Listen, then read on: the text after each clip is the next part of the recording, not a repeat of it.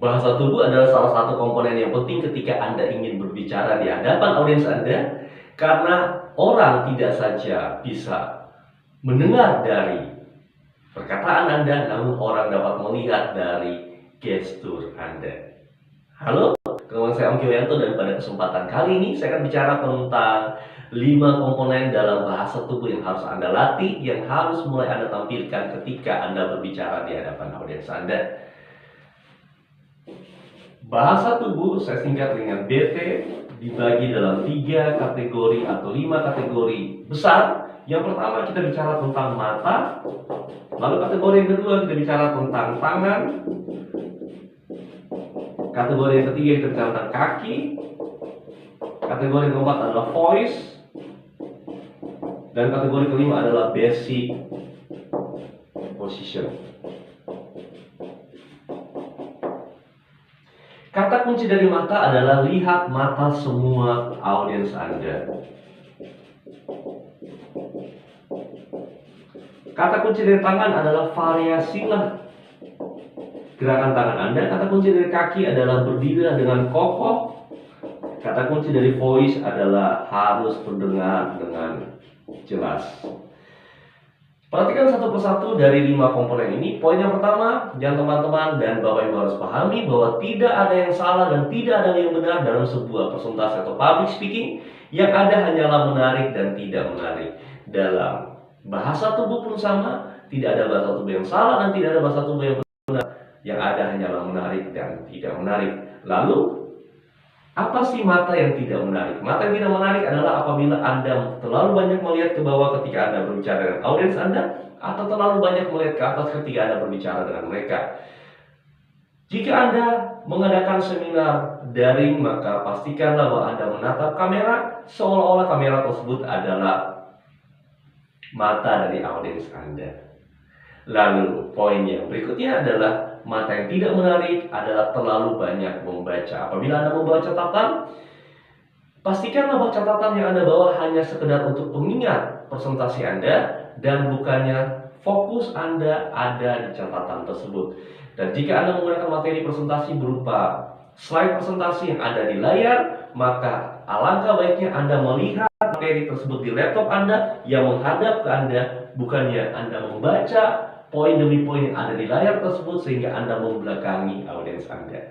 Lalu kebalikan dari mata yang tidak menarik adalah mata yang menarik. Mata yang menarik tentu adalah Anda melihat mata audiens Anda. Namun kalau audiens Anda lebih dari 50, semisal 5.000 atau 6.000 orang, ketika Anda melihat satu persatu terlalu banyak mereka, maka perwakilan yang bisa Anda lihat: kanan depan, kanan tengah, kanan belakang, tengah depan, tengah tengah, tengah belakang, kiri depan, kiri tengah, dan kiri belakang. Lalu yang kedua, Anda bisa lihat juga jidat mereka, dagu mereka, atau bahu mereka, karena terkadang Anda mungkin sungkan ketika menatap wajah seseorang secara terus menerus.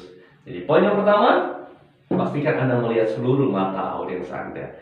Poin yang kedua adalah latihlah gerakan variasi tangan Anda. Tangan yang tidak menarik adalah apabila Anda membuat gerakan tangan yang monoton dari awal presentasi hingga akhir presentasi Anda. Sebuah gerakan yang sama yang terus-menerus Anda ulang menjadi sebuah hal yang tidak menarik. Yang kedua yang tidak menarik adalah memijit. Apabila Anda menggunakan gerakan atau membuat gerakan tangan seperti layaknya Anda lagi memijit sesuatu, ini juga tidak menarik.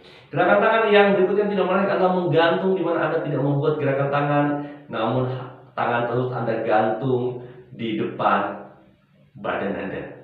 Lalu yang tidak menarik adalah mengiris. Sebuah gerakan tangan yang sama Anda lakukan terus-menerus dengan gerakan tangan mengiris, ini juga menjadi hal yang tidak menarik. Kita pindah kepada gerakan tangan yang menarik. Yang pertama adalah tentu bervariasi. Yang kedua adalah menghitung dengan jari. Apabila Anda memiliki beberapa poin, tunjukkanlah poin tersebut, perlihatkanlah angka dari poin itu. Bapak Ibu sekalian, bagian kedua dalam bahasa tubuh adalah tangan. Bapak Ibu, ada 5 komponen dalam bahasa tubuh. Yang pertama adalah mata, yang kedua adalah tangan, yang ketiga adalah kaki, yang keempat adalah voice, dan yang kelima adalah basic position. Ketika saya mengatakan poin yang pertama, maka verbal akan mengiringi non-verbal. Poin yang kedua, verbal akan mengiringi non-verbal. Poin yang ketiga pun sama. Jadi ketika Anda memiliki poin-poin Katakan itu dan tunjukkan itu dengan tangan Anda, namun hindari Anda menunjukkan, namun Anda setengah menyembunyikan itu. Bapak Ibu, ada 3 hal penting. Orang tidak akan pernah mengetahui ini 3, 2, atau 1 kan Anda menyembunyikan itu. Perlihatkan, tunjukkan hal tersebut.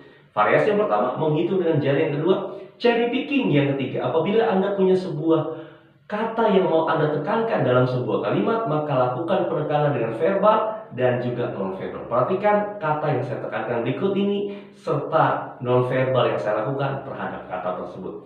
Bapak Ibu sekalian, penekanan dilakukan dengan verbal dan non-verbal. Saya ulangi sekali lagi, Bapak Ibu sekalian, penekanan dilakukan dengan verbal dan non-verbal. Saya ulangi yang terakhir kali, Bapak Ibu sekalian, penekanan dilakukan dengan verbal dan non-verbal. Ketika kata penekanan saya tekankan dengan verbal, saya akan iringi atau ikuti dengan non-verbal, yaitu gerakan tangan namanya cherry picking, seperti Anda memetik buah cherry. Lalu gerakan tangan yang menarik berikutnya adalah sound effect, adalah Anda membuat sebuah bunyi tertentu ketika Anda memberikan presentasi atau public speaking.